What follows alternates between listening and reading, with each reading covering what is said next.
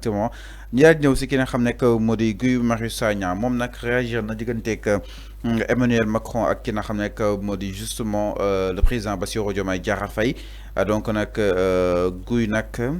À l'occasion du voyage du président sénégalais Bassirou Diomaye Diakhar Faye en France et de sa rencontre avec Emmanuel Macron, plusieurs critiques ont émergé autour de son discours appelant les entreprises françaises à investir au Sénégal. Enfin, alors, li ci jaaxal mooy par rapport à quoi lui, le président Bassirou, le fait que mu ne Macron wala comme la France que ni les entreprises françaises pour ñu ñëw investir fii Sénégal exactement loolu nag jël na ay réactions yu bëri en tout cas mais ces détracteurs ont trouvé un adversaire de taille di ki nga xam ne que moo di Guy Marius Sagna nekk leader de Frapp France Dégage xam naa ñoo après si lu mu wax mais quand même le discours du président Bassirou ñiy jàpp ni tey ñoo doon dàkk France ñiy jàpp ni peut-être dafa am benn contradiction tey ñoo bëgg revenir la France pour mu ñëw investir exactement ici au Sénégal avec ces entreprises alors avant li ñu mën a jàpp tout d'abord par rapport ak li nga xam ne que moo di wàllu wi ak aussi est-ce que dégager France mooy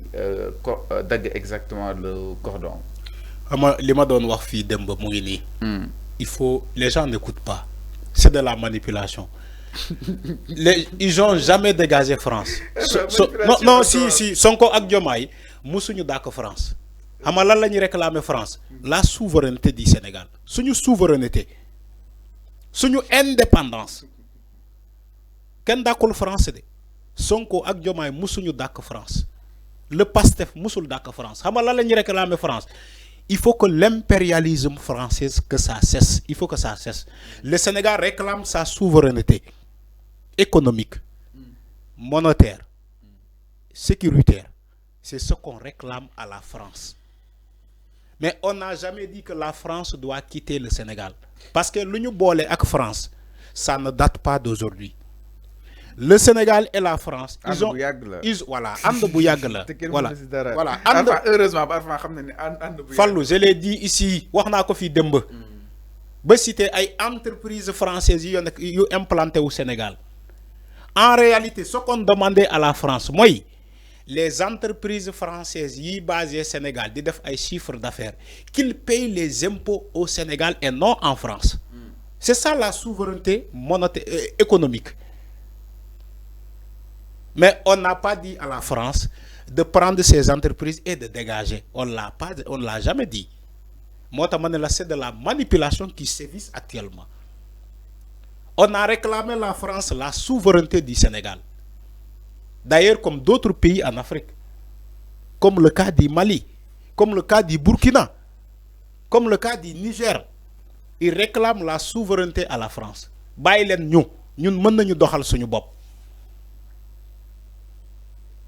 Les bases militaires françaises qui étaient au Sénégal, on a négocié, on a dit que il est temps pour que les bases militaires françaises nous déloient France. Parce qu'on n'en veut plus, parce que amul ben impact sur le fonctionnement du Sénégal.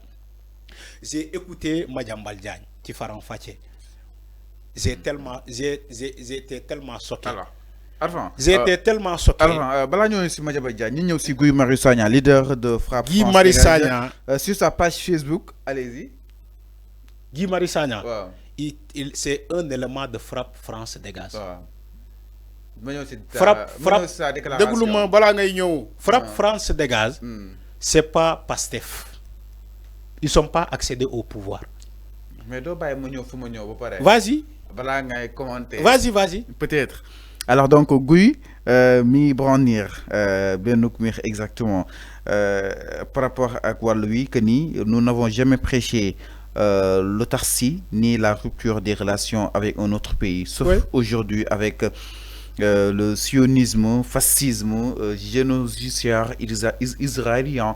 Guy Marius Sagna a ensuite souligné que le Sénégal continuerait d'entretenir les relations internationales, mais sans privilégier particulier pour la France, évoquant la fin possible de l'impérialisme monétaire français. C'est ce que j'ai dit, le départ de l'armée française et la décolonisation des programmes scolaires et universitaires. Madame, lolo nekon sen programme. Vous voyez, c'est un programme nekon ni moy rompre carrément avec exactement les relations internationaux, en particulier justement avec la France. Fallou xam nga man waxoon naa loo balaa ngay lire la note de Guy Marius Sagna. moo tax ma ne la li nga bokk ci Guy Marius Sagna xaaral ma lire ba pare yéen ñaa yéen a bokk. mais ñun ñoo bokk lu ñu wax. yéen a bokk li ngeen wax mais sànq li nga bëggoon wax. que ni non dama ne il est de frappe France Sénégal. nekkul Pastef le frappe bàyyi ma wax la frappe bàyyi ma wax la le frappe bàyyi ma wax la le frappe. fekk si na la.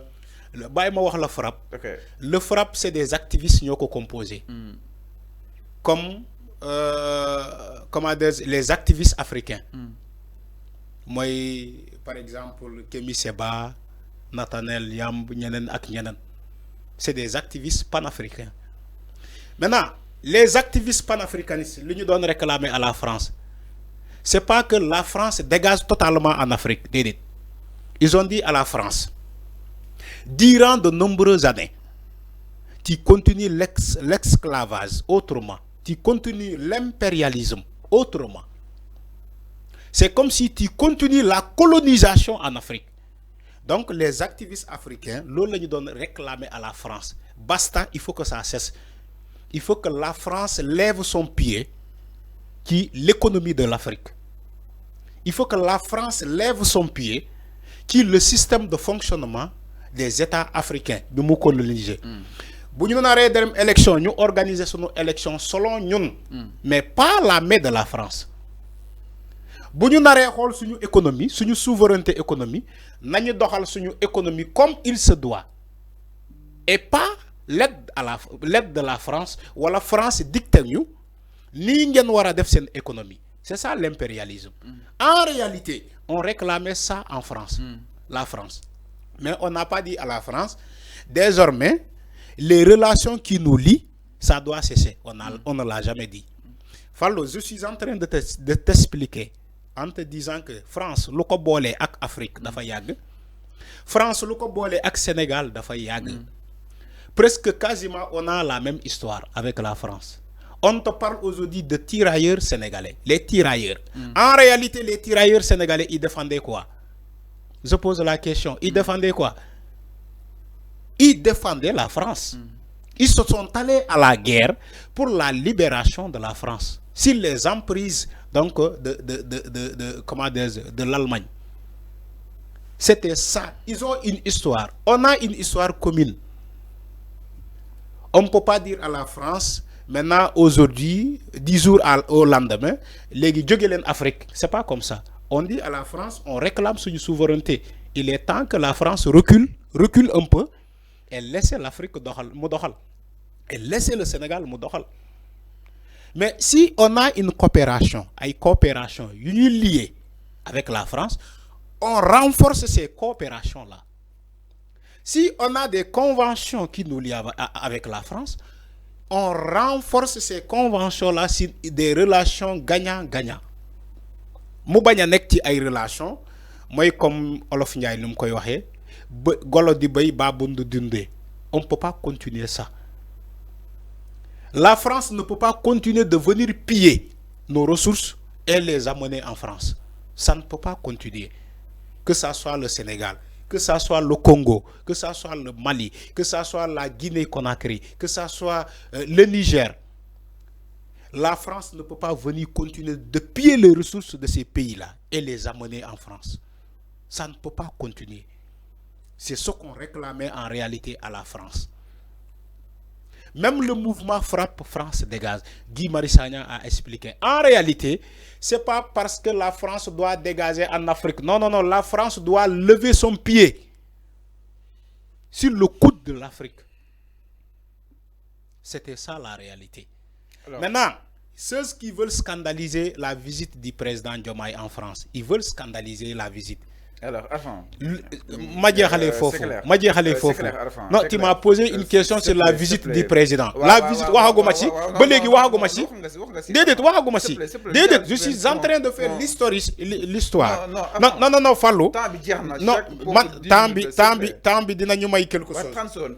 Oui, voilà, d'accord. 30 secondes, s'il te plaît. Je suis pas en train, Fallou, ba légui waxaguma ci visite président. Voilà, légui visite bi, il faut que ñu taxaw ci touti.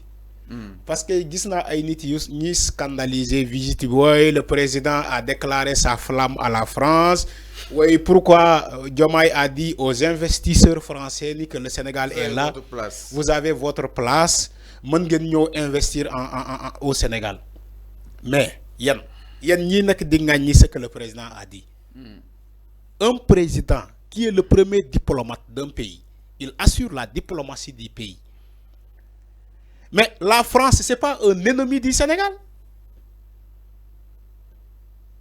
Résistez-vous. La France, c'est pas un ennemi du Sénégal. Sénégal, la Chine, les investisseurs chinois, investir au Sénégal. Le Japon, les investisseurs japonais, investir au Sénégal. Les États-Unis, le président de la République, Donald Trump, les investisseurs américains que vous avez la voie libre. Même le président, un terrain de golf au Sénégal. C'est ce qu'il a dit, non? Maintenant, il ne peut pas dire avec tous ces autres pays-là, Madame France, la France, maintenant, vous les investisseurs français ne viennent plus au Sénégal. Ne venez plus au Sénégal. Vous croyez que c'est comme ça que ça passe? Ça ne se passe pas comme ça. Donc, la France, c'est un allié du Sénégal. C'est le premier partenaire économique du Sénégal, la France. Alors, avant la Chine. Alors, la Chine. Moi, président de la République, il a ce droit-là de dire aux investisseurs français le Sénégal vous tend la main. Alors, vous avez votre place au Sénégal. Nous allons ben point sans plus tarder exactement. Nous aussi le FMI, c'est-à-dire le Fonds monétaire international.